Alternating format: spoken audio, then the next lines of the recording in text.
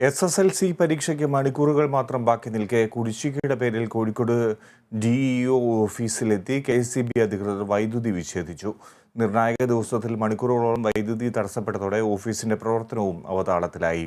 ഒടുവിൽ DEO office അധികൃതർ സ്വന്തം കൈയിൽ നിന്നും പണമെടുത്ത് കുടിശ്ശിക അടച്ച ശേഷം മാത്രമാണ് വൈദ്യുതി ബന്ധം പുനഃസ്ഥാപിച്ചത്.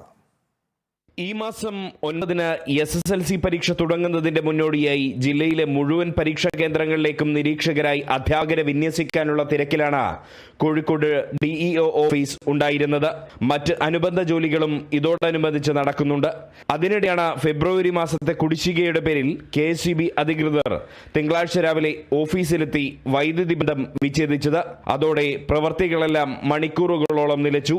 2200 രൂപയായിരുന്നു ഫെബ്രുവരിയിലെ ബിൽ കുടിശ്ശിക സംബന്ധിച്ച് വിദ്യാഭ്യാസ വകുപ്പിനെ അറിയിച്ചിട്ടും ഒരു നടപടിയും അധികൃതരുടെ ഭാഗത്തു നിന്നും ഉണ്ടായില്ല.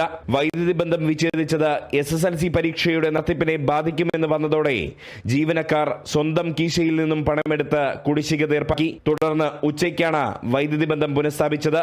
സർക്കാർ ഓഫീസിനെ കുടിശ്ശിക തീർപ്പാക്കാൻ സ്വന്തം കയ്യിൽ നിന്നും അടച്ച തുക എന്ന് കിട്ടുമെന്നറിയാതെ ആശങ്കയിലാണ് കോഴിക്കോട് DEO ഓഫീസിലെ ജീവനക്കാരുമുള്ളത്.